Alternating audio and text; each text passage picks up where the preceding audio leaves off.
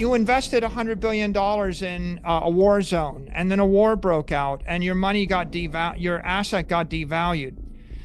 All of the things going on in the world, the war, the chaos, the competition, the inflation, the entropy, the passage of time, the hurricane, the COVID, vaccine, the COVID virus, all of these things impaired the value of your assets. The reason Bitcoin is going up, it's not an accident. It's because capital is economic mass. It is flowing from a high energy state, the mountaintop, to a lower energy state, to a more efficient state. Well, the dollar is zero ARR, zero volatility. That is to say, the dollar goes up 0% against itself each year, and the dollar is zero volatility against itself each year. So if you're on the dollar, you're living in flat land, and you're a stationary person in flat land, a pedestrian in flat land. Bitcoin is going up 60% a year against the dollar. How long? Well, since MicroStrategy made its first investment 4 years ago, it's 60%. But if you stretch back 6, 8, 10 years, I think it's also 60%. So like a decade. But you can measure it back a decade, and you see it's going up 60% a year. And it's 60 volatility. It's a 60 vol against the dollar. So you should think of Bitcoin as an asset. It's like you're on a speeding train going 60 miles an hour, and you've got a flywheel spinning 60 RPM. And the pedestrian on flat land is standing on the plane watching the train go by, thinking this is scary. It's going to suck the oxygen out of my lungs. And they're thinking, my money isn't an asset because it goes up 0% a year. So they have a different view toward money than the view of someone on the Bitcoin train. The person with $1 million of cash is going to have $1 million of cash in a decade. A person with $1 million of Bitcoin is going to double their capital every 18 months. I think Bitcoin is anything but risk-free. Why do you think the best way to conceptualize this is as risk-free? Howard Marks would say volatility is not risk. Volatility is volatility, right? A merry-go-round, or a carnival ride or a roller coaster is volatile. The risk part is if you fly off the roller coaster, right? If the merry-go-round stops working, etc. So the fundamental risk of Bitcoin is the existential risk of an extinction level event and Bitcoin, right? If space aliens come down and say, we're taking your Bitcoin away from you, right? Then I guess there's risk. If some evil genius finds a way to create a cyber virus that infects and destroys the Bitcoin network instantly, irrevocably, that is the risk. So, but that's kind of like that's the existential risk you take when you get on the airplane. If it crashes, that's the existential risk you take when you cross the street. That's the existential risk you take when you put a piece of food in your mouth. And you say, well, can you imagine that hurting me? And I say, yeah, if I put poison in the food, you're dead. Okay, so do you trust me? Do you trust the waiter when you put the food in your mouth, right? So yes, there is some risk in life. And the existential risk is that extinction level event. You don't think there's another layer of risk in that, not existential, because you're saying the risk-free return of Bitcoin is 60%. But I think there is, it seems strange to me to not allocate some percentage of, maybe it doesn't grow that fast. Maybe it doesn't remain 60%. We're dealing with three concepts: risk, volatility, and performance. Okay, so I've addressed the risk issue by pointing out that there is existential risk in your given network or frame of reference. And I just want to make that point that once you understand that risk of being in that frame of reference, then you have to figure out what's the source of the volatility and the performance. If you don't understand why the asset does what it does, if you don't understand the economic physics involved, then you'll think it's random and you'll feel like the performance is risky. But I want to give you an example of a physical metaphor. I'm a hiker and I come across a mountain lake. And the mountain lake has 500 trillion gallons of water in it. And yeah, I don't know how it got there, but it's there. The water's chilly, it's clear. And I look down and there's a waterfall coming off the mountain lake. And the waterfall, it's very beautiful and it's very turbulent, right? Water is turbulent in a waterfall. Water is not turbulent in a glassy lake. So the turbulence is volatility, right? And there's waterfall. And then I look at it, and now if you look and you say, I don't know why that water falls downhill. I don't know if it'll keep falling downhill, but I hate the volatility. Then I guess you can take a selfie in front of the lake, go swimming, get cold, and leave. But if, let's say you're not a tourist, but you're an engineer. So you come across the same lake and you see the waterfall and you see the 500 trillion gallons and you think about gravity and you think about sunlight.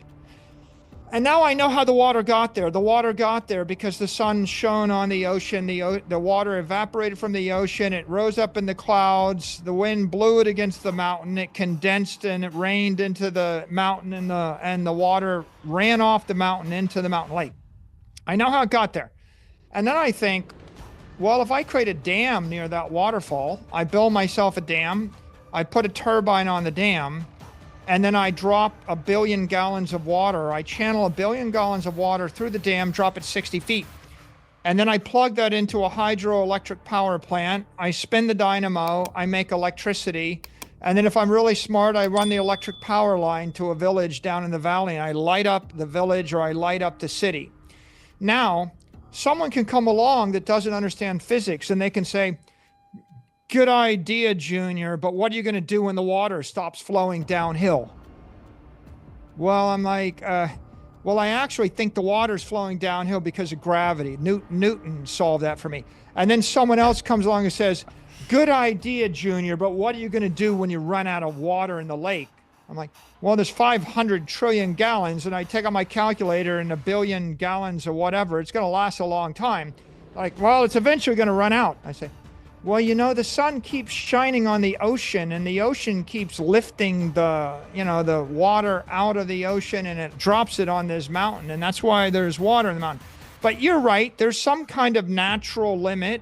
And I suppose there's a limit to the amount of energy I can pull off of this dam, but it's a large number. It's a lot more than your donkey cart, and it's a lot more than your steam, wood stove, and it's a lot more than your coal power plant. And maybe it's a lot cleaner than burning, gasoline. So I'm an engineer, and you're seeing performance thinking it's random. And that's why it's going to stop. And you're seeing volatility and you're thinking it's random and maybe it'll stop. And here with Bitcoin, the reason Bitcoin's performing is A, it's volatile, but B, it's a more energy efficient state. The water is flowing down 5,000 feet because it's a lower energy state 1,000 feet below the mountain. It's a lower energy state. You've got potential energy in the water and it wants to go to ground, and that's just physics. The 500 trillion gallons of water is $500 trillion, and the $500 trillion of assets are sitting in real estate and currency and sovereign bonds and corporate bonds and artwork and equity, and they're invested in the stock of a company in Africa that's going bankrupt. Right? They're invested in real estate in Cuba, in Venezuela, in Nigeria. They're sitting in a warehouse that's crumbling. It's got a 40-year life. And so entropy and inflation, you invested $100 billion in a war zone, and then a war broke out, and your asset got devalued. All of the things going on in the world, the war, the chaos, the competition, the inflation, the entropy, the passage of time, the hurricane, the COVID, vaccine, the COVID virus, all of these things impaired the value of your assets.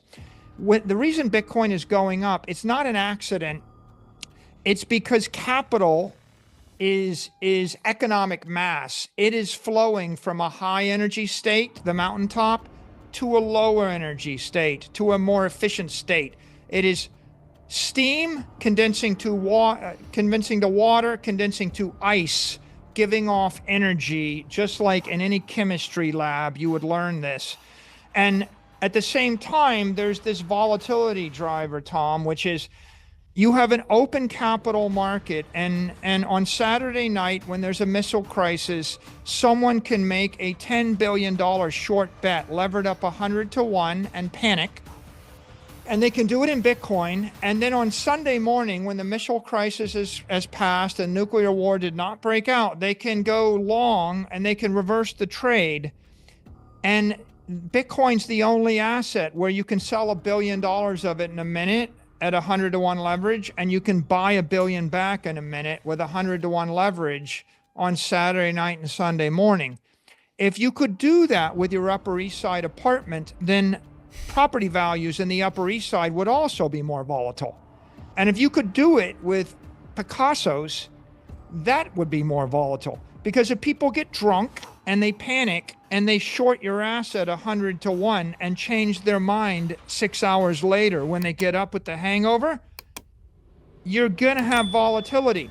So the volatility is a feature. It's not a bug. It's because it's the most useful thing in the world from a capital market point of view. And if it is that useful, then a Bloomberg jockey in Singapore is going to raise $20 billion in capital, and they're going to make it available for you to trade on Saturday night, or they're going to make $10 billion of credit available to you on Sunday morning because they're getting paid an obscene fee to do it. And once you understand the asset's appreciating because it is thermodynamically sound and it represents a lower, more efficient energy state for capital or for money. And once you understand it's volatile because the network is more useful and more leverageable, it is basically the number one.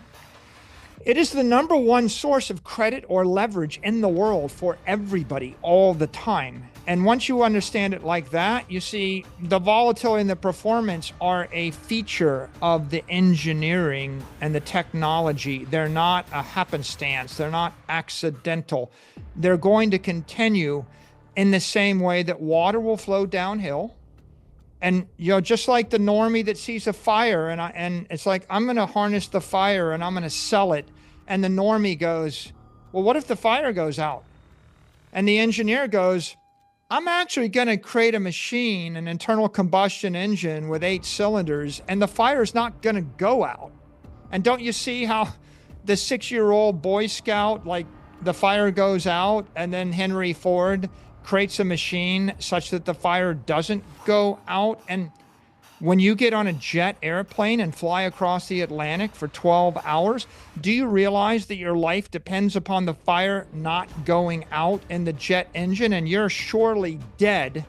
You will freeze to death before you happen to suffocate should that fire go out. And engineers solve that problem for you. And so the difference between fear and risk and anxiety and competence and commitment is understanding the physics and the engineering of the money involved.